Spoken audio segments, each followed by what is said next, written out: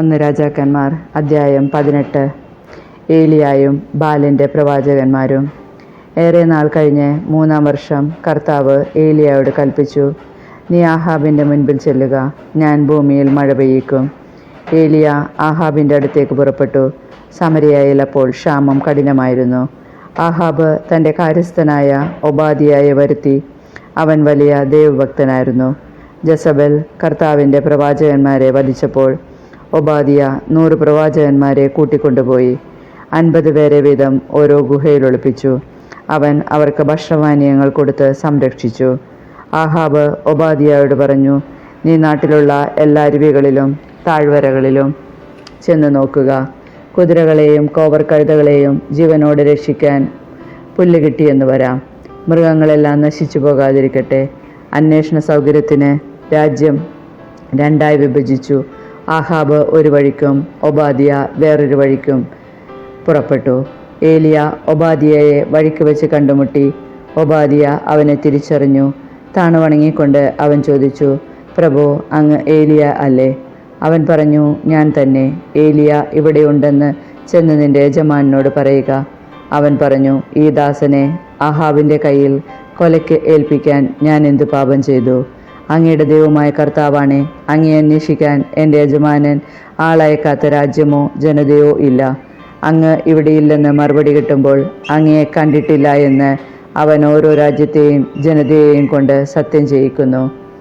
അങ്ങനെയിരിക്കെ ഏലിയ ഇവിടെയുണ്ട് എന്ന് എൻ്റെ യജമാനെ അറിയിക്കാൻ അങ്ങ് കൽപ്പിക്കുന്നല്ലോ. ഞാൻ അങ്ങയുടെ അടുത്തുനിന്ന് പോയാലുടനെ കർത്താവിൻ്റെ ആത്മാവ് ഞാൻ അറിയാത്ത ഏതെങ്കിലും സ്ഥലത്തേക്ക് അങ്ങയെ കൊണ്ടുപോകും. ആഹാബിനെ ഞാൻ വിവരമറിയിക്കുകയും അവൻ അങ്ങയെ കണ്ടെത്താതിരിക്കുകയും ചെയ്താൽ അങ്ങയുടെ ദാസൻ ചെറുപ്പം മുതൽ കർത്താവിൻ്റെ ഭക്തനാണെങ്കിലും അവൻ എന്നെ വധിക്കും. ജസബൽ കർത്താവിൻ്റെ പ്രവാചകന്മാരെ വധിച്ചപ്പോൾ ഒരു ഗുഹയിൽ 50 പ്രവാചകന്മാരെ വീതം 100 പേരെ ഒളിപ്പിച്ച് അവർക്ക് ഭക്ഷണപാനീയങ്ങൾ നൽകി ഞാൻ സംരക്ഷിച്ചത് അങ്ങ് കേട്ടിട്ടില്ലേ?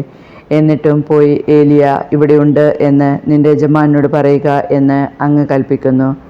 അവൻ എന്നെ കൊല്ലും. ഏലിയ പ്രതിവചിച്ചു, ഞാൻ സേവിക്കുന്ന കർത്താവാണേ, ഇന്ന് ഞാൻ അവൻ്റെ മുൻപിൽ ചെല്ലും, തീർച്ച. അപ്പോൾ ഒബാദിയ ചെന്ന് ആഹാബിനെ വിവരമറിയിച്ചു. അവൻ ഏലിയായെ കാണാൻ വന്നു. ഏലിയായെ കണ്ടപ്പോൾ ആഹാബ് ചോദിച്ചു, ഇസ്രായേലിനെ കഷ്ടപ്പെടുത്തുന്നത് നീ തന്നെയോ ഇത്? അവൻ പ്രതിവചിച്ചു, ഇസ്രായേലിനെ കഷ്ടപ്പെടുത്തുന്നത് ഞാനല്ല, കർത്താവിൻ്റെ കൽപ്പനകൾ നിരസിച്ച് ബാൽദേവന്മാരെ സേവിക്കുന്ന നീയും നിന്റെ പിതാവിൻ്റെ ഭവനവുമാണ്.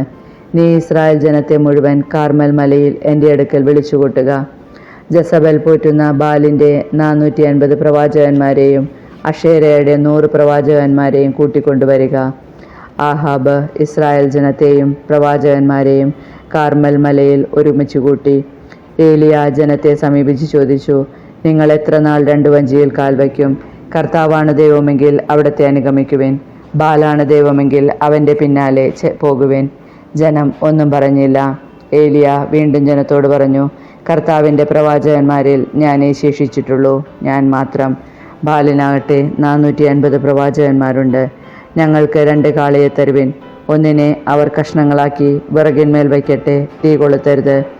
മറ്റേതിനെ ഞാനും ഒരുക്കി വിറകിന്മേൽ വെക്കാം, ഞാനും തീ കൊളുത്തുകയില്ല. നിങ്ങൾ നിങ്ങളുടെ ദൈവത്തിൻ്റെ നാമം വിളിച്ചപേക്ഷിക്കുവിൻ, ഞാൻ കർത്താവിൻ്റെ നാമം വിളിച്ചപേക്ഷിക്കാം. അഗ്നി അയച്ച് പ്രാർത്ഥന കേൾക്കുന്ന ദൈവമായിരിക്കും യഥാർത്ഥ ദൈവം. വളരെ നല്ല അഭിപ്രായം. ജനമൊന്നാകെ പ്രതിവചിച്ചു. ബാലിൻ്റെ പ്രവാചകന്മാരോട് ഏലിയ പറഞ്ഞു, ആദ്യം നിങ്ങളൊരു കാളയെ ഒരുക്കിക്കൊള്ളുവിൻ. നിങ്ങൾ അനേകം പേരുണ്ടല്ലോ, നിങ്ങളുടെ ദേവനെ വിളിച്ചപേക്ഷിക്കുവിൻ, എന്നാൽ തീ കൊളുത്തരുത്.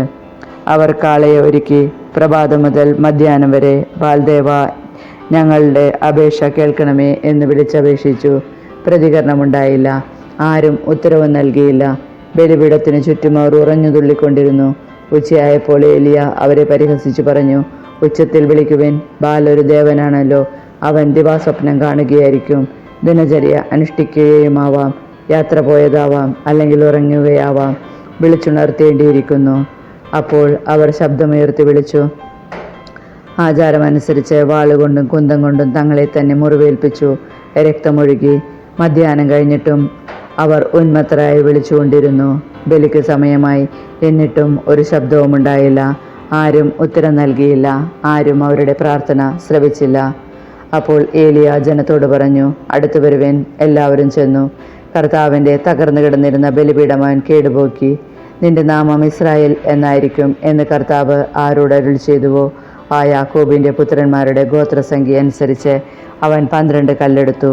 ആ കല്ലുകൾ കൊണ്ട് അവൻ കർത്താവിന് ഒരു ബലിപീഠം നിർമ്മിച്ചു. അതിനു ചുറ്റും 2 അളവ് വിത്ത് കൊള്ളുന്ന ഒരു ചാലുണ്ടാക്കി. അവൻ വിറകടുക്കി കാളയെ കഷ്ണങ്ങളാക്കി അതിന്മേൽ വെച്ചു. അവൻ പറഞ്ഞു, 4 കുടം വെള്ളം ദഹനബലി വസ്തുവിലും വിറകിലും ഒഴിക്കുവിൻ. അവൻ തുടർന്നു, വീണ്ടും അങ്ങനെ ചെയ്യുവിൻ. അവർ ചെയ്തു. അവൻ വീണ്ടും പറഞ്ഞു, 3-ാം പ്രാവശ്യവും അങ്ങനെ ചെയ്യുവിൻ. അവർ അങ്ങനെ ചെയ്തു. ബലിപീഠത്തിനു ചുറ്റും വെള്ളമൊഴുകി ചാലിൽ വെള്ളം നിറഞ്ഞു. ദഹനബലിയുടെ സമയമായപ്പോൾ ഏലിയ പ്രവാചകൻ അടുത്തു വന്ന് പ്രാർത്ഥിച്ചു, അബ്രഹാത്തിൻ്റെയും ഇസഹാക്കിൻ്റെയും ഇസ്രായേലിൻ്റെയും ദൈവമായ കർത്താവേ, അങ്ങ് ഇസ്രായേലിൻ്റെ ദൈവമാണെന്നും ഞാൻ അങ്ങയുടെ ദാസനാണെന്നും അങ്ങയുടെ കൽപ്പനയനുസരിച്ചാണ് ഞാനത് ചെയ്തതെന്നും അങ്ങിന്ന് വെളിപ്പെടുത്തണമേ. കർത്താവേ, എൻ്റെ പ്രാർത്ഥന കേൾക്കണമേ. അങ്ങ് മാത്രമാണ് ദൈവമെന്നും അങ്ങ് ഇവരുടെ ഹൃദയങ്ങളെ തിരിച്ചു വിളിക്കുന്നെന്നും അവർ അറിയുന്നതിന് എൻ്റെ പ്രാർത്ഥന കേൾക്കണമേ. ഉടനെ കർത്താവിൽ നിന്ന് അഗ്നി ഇറങ്ങി ബലിവസ്തുവും വിറകും കല്ലും മണ്ണും ദഹിപ്പിക്കുകയും ചാലിലെ വെള്ളം വറ്റിക്കുകയും ചെയ്തു. ഇത് കണ്ട് ജനം സാഷ്ടാംഗം വീണ് വിളിച്ചു പറഞ്ഞു, കർത്താവ് തന്നെ ദൈവം, കർത്താവ് തന്നെ ദൈവം. ഏലിയ അവരോട് പറഞ്ഞു, ബാലിൻ്റെ പ്രവാചകന്മാരെ പിടിക്കുവിൻ. ഒരുവനും രക്ഷപ്പെടരുത്. ജനം അവരെ പിടിച്ചു. ഏലിയ അവരെ കിഷോൻ അരുവിക്ക് സമീപം കൊണ്ടുപോയി വധിച്ചു. വരൾച്ച അവസാനിക്കുന്നു. അനന്തരം ഏലിയ ആഹാബിനോട് പറഞ്ഞു, പോയി ഭക്ഷണപാനീയങ്ങൾ കഴിക്കുക. വലിയ മഴ ഇരമ്പുന്നു. ആഹാബ് ഭക്ഷണപാനീയങ്ങൾ കഴിക്കാൻ പോയി. ഏലിയ കാർമൽ മലയുടെ മുകളിൽ കയറി. അവൻ മുട്ടുമടക്കി നിലം വരെ കുനിഞ്ഞ് മുഖം മുട്ടുകൾക്കിടയിലാക്കി ഇരുന്നു. അവൻ ഭൃത്യനോട് പറഞ്ഞു, പോയി കടലിലേക്ക് നോക്കുക. അവൻ ചെന്ന് നോക്കിയിട്ട് ഒന്നുമില്ല എന്ന് പറഞ്ഞു. വീണ്ടും അവനോട് പറഞ്ഞു, 7 പ്രാവശ്യം ഇങ്ങനെ ചെയ്യുക. 7-ാം പ്രാവശ്യം അവൻ പറഞ്ഞു, ഇതാ കടലിൽ നിന്ന് മനുഷ്യകരത്തോളമുള്ള ചെറിയ ഒരു മേഘം പൊന്തി വരുന്നു. ഏലിയ അവനോട് പറഞ്ഞു, മഴ തടസ്സമാകാതിരിക്കാൻ രഥം പൂട്ടി പുറപ്പെടുക എന്ന് ആഹാബിനോട് പറയുക.